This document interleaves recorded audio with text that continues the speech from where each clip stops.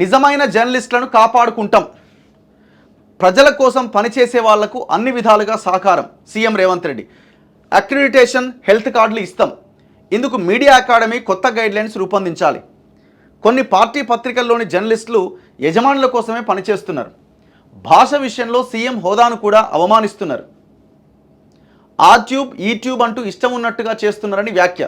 JNJ housing సొసైటీకి పేట్ బషీరాబాద్లోని 38 ఎకరాల భూమి అప్పగింత.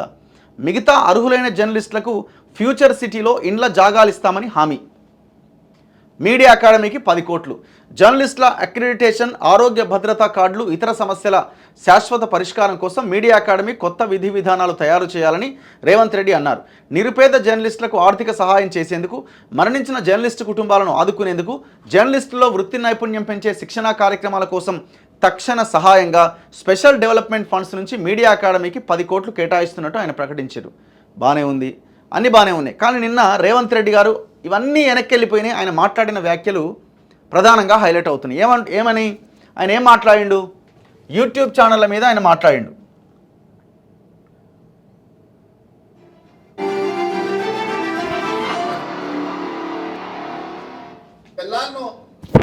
పెద్దలందరూ ఇక్కడ ఉన్నారు. 20 ఏళ్ళు, 30 ఏళ్ళు, 40 ఏళ్ళు అనుభవజ్ఞులు ఉన్నోళ్ళు, జర్నలిజం పట్ల అవగాహన ఉన్నోళ్ళు, మా మాజీ పిసిసి అధ్యక్షులు, ప్రభుత్వ ప్రత్యేక సలహాదారు మా పెద్దలు కేశవ్ గారు కూడా మీ సామాజిక వర్గం నుంచి వచ్చినవాడు.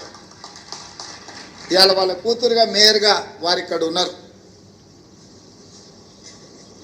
ఈరోజు నిజంగా మీరు ఆలోచన చేయండి. గతంలో సెక్రటేరియట్ ప్రజాప్రతినిధులుగా మేమే పోయేవాళ్ళం కాదు. ఇవాళ సెక్రటేరియట్లో ముఖ్యమంత్రి కార్యాలయానికి జర్నలిస్టులు వచ్చి కూర్చొని, అది చిట్ చాట్ కావచ్చు, లేకపోతే ఇంకేదైనా విషయం కావచ్చు, లేదా పత్రికా సమావేశాలను కూడా సెక్రటేరియట్లో పెట్టి మిమ్మల్ని అందరినీ పిలిచి ప్రభుత్వం అధికారిక కార్యక్రమాలను అక్కడి నుంచి మీరు రాసే విధంగా ఈరోజు మా ప్రభుత్వంలో తీసుకొచ్చిన మార్పు, ఈ మార్పు మీకు చేరిందని, ఈ మార్పును మీరు గుర్తించిందని నేను భావిస్తున్నా. ఓకే, జర్నలిస్టులు సెక్రటేరియట్ లోపలికి వెళ్ళగలుగుతున్నారు, మంత్రులతో మాట్లాడగలుగుతున్నారు, వాళ్ళు రెస్పాండ్ అవుతున్నారు, బాగుంది. ఓకే, ఈ విషయంలో మేము ఎక్కడ మేము రెండో ఆప్షన్కి ఇంకోటి మేము మాట్లాడట్లేదు, బాగుంది, ఓకే, సంతోషం. కానీ మార్పు సమాజానికి నష్టాన్ని, మా కష్టాన్ని తెచ్చేదిగా ఉండకూడదు. కొన్ని రాజకీయ పార్టీలకు సంబంధించిన పాత్రికేయ మిత్రులు, కొంతమంది మంత్రుల కార్యాలయాలు లేకపోతే ఇతర దగ్గర ఒకేసారిగా చాలామంది వచ్చి అక్కడ కూర్చొని అక్కడ ఉన్న జరగని వాటిని జరిగినట్టుగానో, లేకపోతే జరిగితే బాగుంటుందని కొంతమందిని పాసులు ఇచ్చి తీసుకొచ్చి లోపలికి తీసుకొచ్చి అనవసరమైన రాద్ధాంతాలను సృష్టించే ప్రయత్నాలు చేస్తున్నారు. మరి ఇట్లాంటి వాటిని ఎట్లా నియంత్రించాలనో మీరే నిర్ణయించి మీరే వాటిని ఏదో ఒక రకంగా ఒక కొలిక్కి పట్టుకురావాలి. అసెంబ్లీలో పాసులు ఇచ్చినా కూడా అవసరానికి మించి వాళ్ళే వచ్చి ప్రెస్ మీట్ పెడితే కూడా గుర్తింపు పొందిన జర్నలిస్టులకు కుర్చీ దొరకదు. ఫస్ట్ క్లారిటీ ఇవ్వాలి ఏంటంటే, మీరు అన్నారు కొంతమంది పాత్రికేయ మిత్రులు లోపలికి వస్తున్నారు అంటున్నారు. ఎవరు ఆ పాత్రికేయ మిత్రులు లోపలికి వచ్చేవాళ్ళు? నేనేమంటున్నా అంటే, ఏ విషయమైనా మాట్లాడినప్పుడు పాయింట్ టు పాయింట్ చెప్పండి. మీరు ఇక్కడ యూట్యూబ్ ఛానళ్ళ మీద మాట్లాడారు. కొన్ని యూట్యూబ్ ఛానల్స్ లేకపోతే ఒక పార్టీకి అనుకూలంగా యూట్యూబ్ ఛానల్స్ అని చెప్పినా ఒక రకంగా ఉండేది. ఎందుకంటే కొన్నింటిని ఆ రకంగానే జనం చూస్తున్నారు, కొన్ని పేపర్స్ని ఆ రకంగానే జనం చూస్తున్నారు, కొన్ని ఛానల్స్ని ఆ రకంగానే జనం చూస్తున్నారు. మీరు ఆ పాయింట్ ఎక్కడ మెన్షన్ చేయకుండా మీరు అన్నింటిని ఒకే గాడిన కట్టేసారు. ఇది ఎవరు డైజెస్ట్ చేసుకోలేకపోతున్నారు.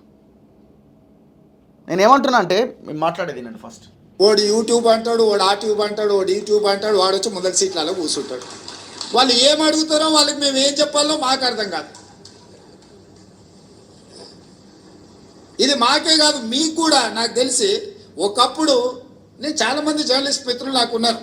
సీనియర్ జర్నలిస్ట్ రాగానే లేచి కూర్చొచ్చి వీళ్ళు వెనక్కి పోయి కూర్చునేటోళ్ళు. మేము పత్రికా సమావేశం పెడితే కూడా ఒకవేళ డెస్క్ ఇన్ఛార్జీలు లేకపోతే మీ దాంట్లో సీనియర్ జర్నలిస్టులు వస్తే, వేరే సంస్థకి సంబంధించిన జర్నలిస్ట్ వస్తే కూడా లేచి జూనియర్స్ లేచి ముందు వరుస వాళ్ళకి ఇచ్చి వీళ్ళు వెనక్కి పోయేటోళ్ళు. ఇప్పుడు విపరీతం ఎట్లయిపోయిందని అంటే, అసలు కంటే కొసరోళ్ళది ఎక్కువైపోయింది. ఎవరిది ఏ ట్యూబో తెలుస్తలేదు మాకు. ఇక ట్యూబ్లో ఎక్కడికంటే అక్కడికి వెళ్ళిపోయి ఏది పడితే అది మాట్లాడితే అక్కడ ఉన్న ప్రజలు ఏమన్నా అంటే చూసిరా జర్నలిస్టుల మీద దాడి అని. జర్నలిస్ట్ అనే పదానికి డెఫినేషన్ ఏందో మీరు డిసైడ్ చేయండి. మేము ఎవరిని జర్నలిస్ట్గా చూడాలో మీరు చెప్పండి. ఎవడు దోస్తే వాడు ట్యూబ్ పెట్టుకొని ఆ ట్యూబ్లో పెట్టుకొని వాడు మెడలో పట్టేసుకొని మెడలో ఇది కట్టుకొని వాడు నేను ట్యూబ్కో జర్నలిస్ట్ అని బయలుదేరితే వాళ్ళు వివరించే విధానాన్ని బట్టి ప్రజలు వివరిస్తారు. ఏది పడుతుంది మధ్యలోనే అడ్డంతో మాట్లాడి ఏదైనా ఏమన్నా అంటే చూసారా జర్నలిస్టుల మీద. సో ఈ విధానానికి ఎక్కడో ఒక దగ్గర పులి స్టాప్ పెట్టాలి. దీన్ని ఆలోచన చేయాల్సింది మీరే. ఎందుకంటే ఇంతకంటే పెద్ద సందర్భం నాకు దొరకదు మీకు ప్రభుత్వం వైపు నుంచి కానీ ప్రజాప్రతినిధిగా మేము ఎదుర్కొంటున్న సమస్యల్ని మీ దృష్టికి తీసుకురావడానికి ఇంతకంటే మంచి అకేషన్ ఏమి ఉండదని నేను భావిస్తున్నా.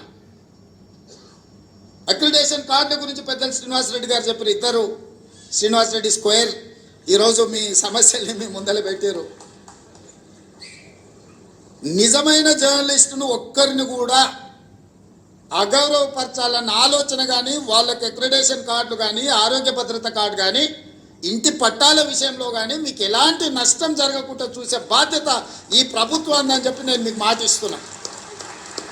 కానీ ఎట్ ద సేమ్ టైం ఈ ప్రభుత్వం ఎదుర్కొంటున్న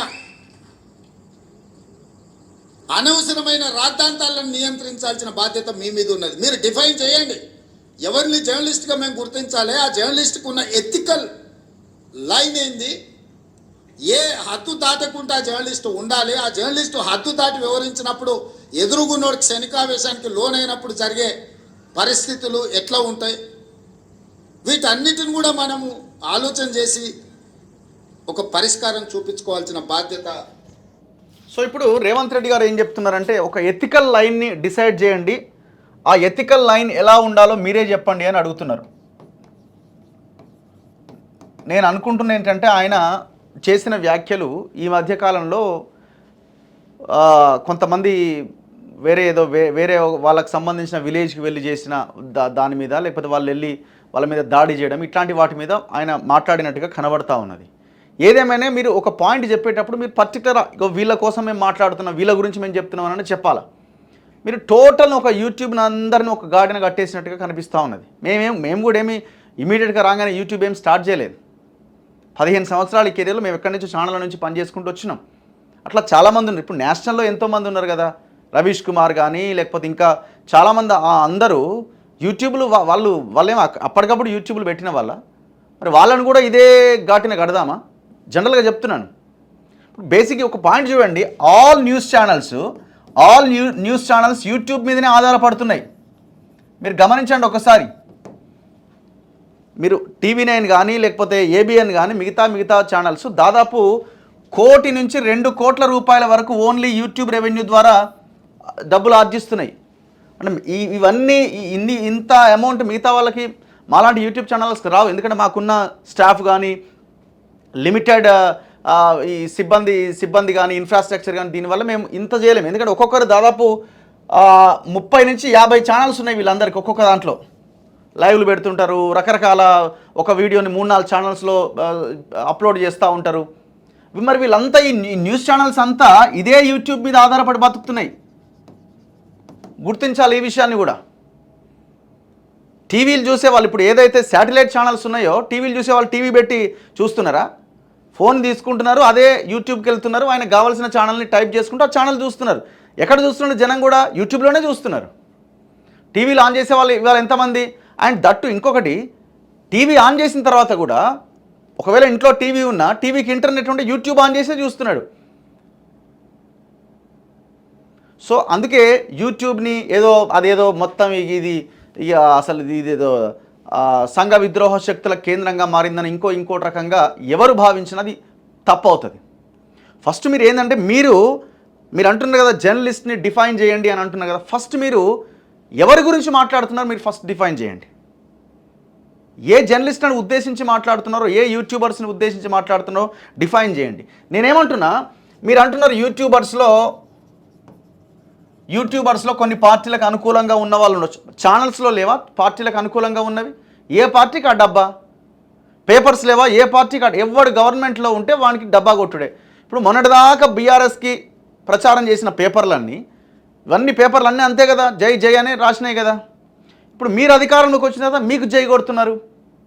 రేపొద్దున బీజేపీ అధికారంలోకి వస్తే, ఇంకో పార్టీ అధికారంలోకి వస్తే వాళ్ళకి జై కొడతారు.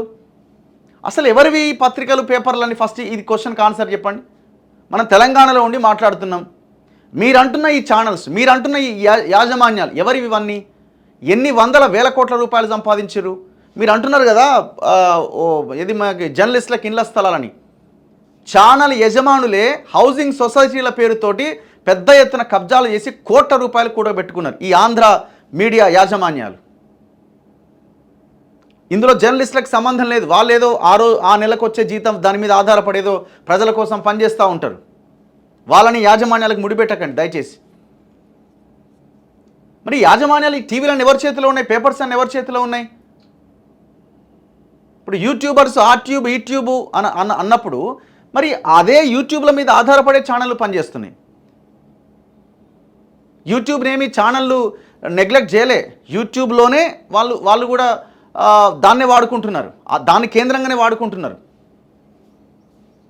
యూట్యూబ్నే విస్మరించలేవు, ఛానళ్ళు విస్మరించలేదు. అండ్ ఇంకొకటి ఆ విషయం ఏం చెప్తున్నా, ఎథికల్ లైన్ అని చెప్తున్నారు. నేనేమంటున్నా, మేము పనిచేసే విధానము సరే, కొంతమంది కొన్ని పార్టీలకు అనుకూలంగా వ్యవహరిస్తుండొచ్చు. కొన్ని పార్టీలు కొన్ని యూట్యూబ్ ఛానళ్ళని స్టార్ట్ చేసి కూడా ప్రజల్లోకి వదులుతున్నాయి. రేవంత్ రెడ్డి చెప్పిన ఒక లైన్ విషయంలో యాక్సెప్ట్ చేయాల్సిందే, కాదనట్లేదు. కానీ అదే సమయంలో మీరు ప్రజల కోసం పనిచేస్తున్న ఛానళ్ళను కూడా మీరు డిఫైన్ చేయండి. ప్రజల కోసం పనిచేస్తున్న ఛానళ్ళని మీరేదో అడ్రస్ చేయాల్సిన అక్కర్లేదు, వాళ్ళ పేర్లు చెప్పాల్సిన అక్కర్లేదు. ప్రజల కోసం పనిచేస్తున్న ఛానల్స్ కూడా ఉన్నాయి యూట్యూబ్లో అని చెప్పండి. రీసెంట్ హైడ్రా ఎవరు చేసిరండి? ఛానళ్ళు చేసినాయా? ఛానళ్ళు ఏ కబ్జాలైతే ఎవడెవడైతే రియల్ ఎస్టేట్ కంపెనీలు చేస్తున్నారో వాళ్ళ యాడ్స్ తీసుకొని పనిచేస్తున్నాయి. ఒక యూట్యూబర్ అనుకోండి, ఇంకోటి ఒక యాక్టివిస్ట్ అనండి, ఇంకేటిదనండి, మేము ఏ రియల్ ఎస్టేట్ కంపెనీలు అయితే కబ్జాలు చేస్తున్నాయో మీ ముందు పెడుతున్నాం. ఇగో ఇది వాస్తవ పరిస్థితి, మీరు చెరువులను రక్షిద్దామంటున్నారు కదా, చలో ఈ పని చేయండి అని చెప్తున్నాం. ఒక్క ఛానల్ చూపించండి, ఈవెన్ సింగిల్ ఛానల్ చూపించండి, ఎవరు చేస్తున్నారు ఈ పని? పాయింట్ ఏంటంటే, అసలు ఇవన్నింటికి మీరు ప్రజలకి మంచి చేయాలి అని అనుకున్నప్పుడు మంచి చేసే క్రమంలో అందరి నోర్లు మూతపడతాయి. ఎవరి గురించి ప్రశ్నించరు. ఒకవేళ వాళ్ళు మీ మీద క్వశ్చన్ చేసినా లేకపోతే మీ మీద ఇంకేదైనా ప్రయోగించినా జనాలు రిసీవ్ చేసుకోరు. మంచి మాత్రమే మీరు చేసుకుంటూ ముందుకెళ్ళండి, ప్రజల కోసమే పనిచేస్తూ మీరు ముందుకెళ్ళండి. క్వశ్చన్ ఎక్కడొస్తుంది? ఇంకా యూట్యూబ్ని ఆపలేరు, సోషల్ మీడియాని ఆపలేరు, ఏది ఆపలేరు. టెక్నాలజీ ఇంత డెవలప్ అయిన తర్వాత ఏది ఆపుతారు? ఇంకా భయంకరంగా పెరుగుతుంది. ఇప్పుడు ఏఐ వచ్చింది, ఆర్టిఫిషియల్ ఇంటెలిజెన్స్ పేరుతో ఒక చిన్న ఆడియో క్లిప్ని నేను అని ఒక 2 లైన్లు నేను ఏదన్నా మాట్లాడితే ఆడియో లైన్ని తీసుకెళ్ళి ఇంకొక ఆడియోని క్రియేట్ చేయొచ్చు. అదే ఆడియో నేను మాట్లాడినట్టుగా ఒక వీడియో క్రియేట్ చేయొచ్చు. మరి ఆర్టిఫిషియల్ ఇంటెలిజెన్స్తో అంత పెద్ద ప్రమాదం కూడా పొంచి ఉన్నది. అమెరికా మాజీ అధ్యక్షుడు బరాక్ ఒబామా లాంటి వాళ్ళు బయటకు వచ్చి మా ఆడియో ఇది కాదని చెప్పే పరిస్థితి వచ్చింది. ఎంతోమంది బాధితులు ఉన్నారు దీని ద్వారా కూడా. మరి దీన్ని ఆపలేం మనం. మంచి కోసం వాడినప్పుడు మంచి ఉంటుంది, చెడు కోసమే వాడాలనుకున్నప్పుడు చెడే వస్తుంది. ఎట్లా నియంత్రించుకోవాలి వీటిని అంటే, ప్రభుత్వాలు ప్రజల కోసం బాధ్యతతో పనిచేసినప్పుడు వీటిని నియంత్రించవచ్చు. ఇప్పుడు మీరు అంటున్నారు కొంతమంది పోయి ఇబ్బంది పెడుతున్నారు అని. అట్లాంటి వాళ్ళు ఇబ్బంది పెడితే ప్రజలు చూసుకుంటారు వాళ్ళని. ఆ ఛానల్ దేనికి సంబంధించిన ఛానల్లో ప్రజలు గమనిస్తారు. సో అందుకే ఫస్ట్ ఈ ఎథికల్ లైను జర్నలిస్టులను డిఫైన్ చేసే విషయము ముఖ్యమంత్రి గారు మీరే డిఫైన్ చేయండి. ఏ ఛానల్ ఎవరికి అనుకూలంగా ఉంది, ఏ ఛానల్ పట్ల ప్రజలు ఏ రకంగా వ్యవహరించాలో మీరు ప్రజల్ని మీ వర్షన్ మీరు చెప్పుకోండి, తప్పులేదు. అని అందరినీ ఒకే ఘాటిన కట్టకండి. దీని ద్వారా ఏమైపోతుందంటే, శాటిలైట్లో ఛానల్లో పనిచేసే, పేపర్లో పనిచేసే జర్నలిస్టులు ఒకవైపు, యూట్యూబ్లో పనిచేసే వాళ్ళు ఒకవైపు అనే ఒక మధ్యలో ఒక చీలిక తీసుకొచ్చినట్టుగా కనిపిస్తూ ఉన్నది. ఇది మంచిది కాదు. ఇది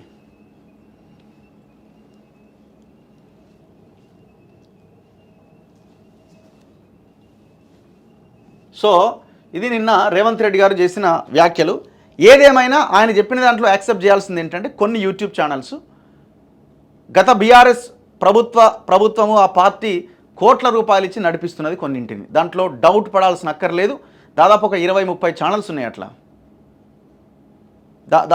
ఇంకా దాని వాళ్ళు మీటింగ్లు పెడతారు, వాళ్ళే వార్తలు వండుతారు, వడ్డిస్తారు, అన్నీ చేస్తుంటారు. కానీ అందరినీ ఒకే ఘాటిన కట్టకండి.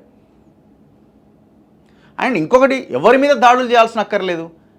వాళ్ళు చెప్పేది ప్రజలు కరెక్టా రైట్ ఆర్ రాంగ్ అని ఎప్పుడు డిసైడ్ చేసి మీరు సరైన పరిపాలన ప్రజలకు అందించినప్పుడు ఆ తప్పుడు ప్రచారాన్ని జనం ఎందుకు నమ్ముతారు? పొలిటికల్ ఓనర్ల కోసం రాజీ పడొద్దు, జర్నలిస్టుల బాధ్యతను విస్మరించొద్దు.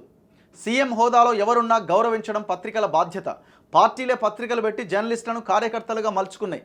ఉన్మాదంతో ప్రభుత్వ కార్యక్రమాలను ఇబ్బంది పెట్టే పరిస్థితులు, యూట్యూబ్ పాత్రికేయులతో సమస్యలు, కొద్ది మంది తీరుతో అందరికీ చెడ్డ పేరు. మీరు ఒకటి గమనించాల్సింది ఏంటంటే, ఏ యూట్యూబ్ ఏ సోషల్ మీడియా వల్లనే మీరు అధికారంలోకి వచ్చారు.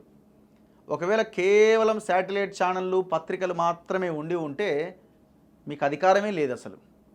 No way. ఎందుకంటే ఆనాడు కేసీఆర్ అన్ని ఛానళ్ళని అన్ని పత్రికల్ని కొనేసిండు. సరే 1-2 ఉంటే ఉండొచ్చేమో. టోటల్ మీడియా వ్యవస్థని కొనుగోలు చేసి పడేసిండు 100,000 కోట్లతోని. అసలు ఎవడివండి యాజమాన్యాలన్నీ? మీరు అంటున్న మీడియా యాజమాన్యాలు ఎవరి చేతిలో ఉన్నాయి? తెలంగాణ వాళ్ళ చేతిలో ఉన్నాయా? తెలంగాణ యాజమాన్యాల మొత్తం ఆంధ్ర వాళ్ళే. And that to only single community. A government అధికారంలో ఉంటే వాడికి ఊడిగం చేసుడే వాటి పని. ఇవాళ అంతో ఇంతో పని చేస్తున్నాయంటే యూట్యూబ్ ఛానల్స్ మాత్రమే. చలో నేను రాసిస్తున్నా, చెప్పండి. ధరణి విదేశీ కంపెనీ చేతిలో ఉంది అని చెప్పింది యూట్యూబ్ ఛానలా, శాటిలైట్ ఛానలా, లేకపోతే పెద్ద పెద్ద పేపర్లా? చెప్పండి. ఇప్పుడు మేము మాట్లాడుతున్నాం. మేము మన తొలి వెలుగు ద్వారా 55 చెరువులని సిఎస్ఆర్ కింద కేటీఆర్ రాసిచ్చిండు చెరువులనని మేము చెప్తున్నాం. శాటిలైట్ ఛానల్ చెప్తుందా? ఇవాళ పేపర్లు చెప్తున్నాయి. ఇవాళ ఒక్కడికి రాసే దమ్ముందా ఆయా కంపెనీల మీద? మేము మాట్లాడుతున్నాం. ప్రజలు ఎందుకు మీరు యూట్యూబ్ గురించి మాట్లాడుతున్నారు అంటేనే ప్రజలు ఆ యూట్యూబ్ చూస్తున్నారని అర్థం చేసుకోవాలి. మీరు అంటున్న దాంట్లో ఒకటి వాస్తవం ఉంది. నేను ఇంతకుముందు చెప్పినట్టు కొన్ని బీఆర్ఎస్ పార్టీ డబ్బులు ఇచ్చి మరి కొన్ని ఛానల్స్ పెట్టించింది, అది వాస్తవం. మీరు అక్కడికే వెళ్ళండి. మీరు ఆ పాయింట్ చెప్పండి. బీఆర్ఎస్ పెట్టించిన యూట్యూబ్లో అనండి అంటే. కానీ అందరినీ ఒకే ఘాటిన కట్టకండి. మళ్ళీ ఇక్కడ శాటిలైట్ వాళ్ళకి యూట్యూబ్ వాళ్ళకి గొడవ పెట్టే ప్రయత్నం చేయకండి. ఎన్నో అంశాలను తెర మీదకి తీసుకొచ్చింది మేమే. ఈ గవర్నమెంట్ రావడంలో కీలక పాత్ర పోషించింది సోషల్ మీడియానే. ఈ సోషల్ మీడియా లేకపోతే మీకు అధికారం లేదు.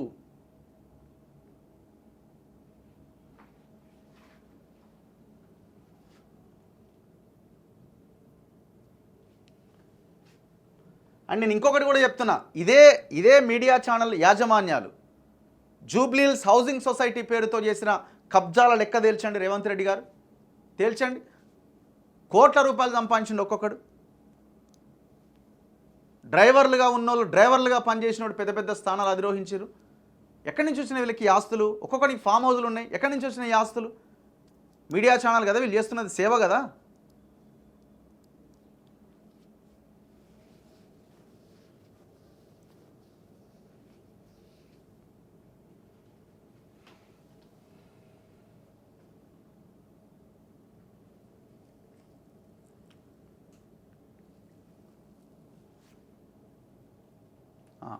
బీఆర్ఎస్ హయాంలో మీడియా గొంతు నొక్కే ప్రయత్నం, ప్రశ్నిస్తే హేళన, అవమానాలు, చీత్కారాలు. జర్నలిస్టుల వల్లే ఇందిరమ్మ రాజ్యం ఏర్పడ్డది.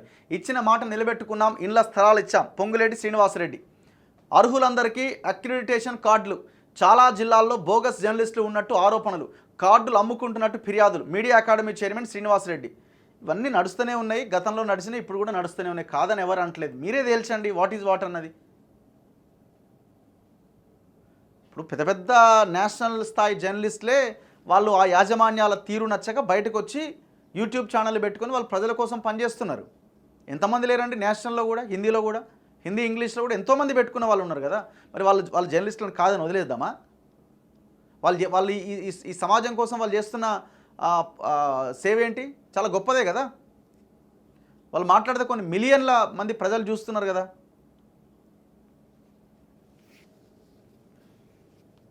ఫస్ట్ మనం చేయాల్సింది ఏంటంటే ఈ ఎథికల్ పాయింట్ ఎక్కడ మీరే డిసైడ్ చేయండి, జర్నలిస్ట్ అని మీరే గుర్తించండి, డిఫైన్ చేయండి అని రేవంత్ రెడ్డి గారు అంటున్నారు కదా. ఇప్పుడు ఎవరికి అర్హత ఉన్నది? ఇప్పుడు ఛానల్ యాజమాన్యాలకు ఏమైనా అర్హత ఉన్నదా? ఛానల్ యాజమాన్యాలు ఏమైనా ప్రజల కోసం పనిచేస్తున్నాయా? వాడు మొత్తం ఎవడు గవర్నమెంట్ ఉంటే వన్ కాలు మొక్కుడు తప్ప ఇంకోటి ఏం పని ఉంది వీళ్ళు చేసే పని? లక్షలాది ఎకరాల భూమి తెలంగాణలో పోతే ఒక్క పేపర్ ఒక్క టీవీ అన్న మాట్లాడిందా? ఒక్కడన్నా అసైన్డ్ భూముల సంగతి ఏంది, ఈ గ్రామంలో ఈ మండలంలో ఈ జిల్లాలో ఇన్ని భూములు కోల్పోయినారు దళిత గిరిజనులు బీసీలు అని ఒక్కడన్నా ఒక క్వశ్చన్ రేజ్ చేసిండా? ఏనాడన్నా ఎవడన్నా ధరణి మీద ఒక వార్త రాసిండా? జర్నలిస్టులు పాపం వాళ్ళు ఎంతో తెలంగాణ వాళ్ళే కదా వాళ్ళంతా, వాళ్ళు ఏదన్నా ఒక వార్త వేసినా వార్తను ఏమైనా ప్రజెంట్ చేయడానికి అవకాశం ఇచ్చిరా? ఫస్ట్ మీరు మారాల్సింది ఈ మీడియా సంస్థల యాజమాన్యాలను మార్చాలి, వాళ్ళ వైఖరిని మార్చాలి. మీరు ఒకవేళ యూట్యూబ్లని అనాలి అనుకుంటే మీరు ఎవరైతే మీకు అంటే ఒక పార్టీ తరపున మాట్లాడుతున్నారో ఆ పార్టీ ఫండింగ్ చేయడం ద్వారా ఛానల్స్ నడిపిస్తున్నారో వాళ్ళ గురించి మాట్లాడండి.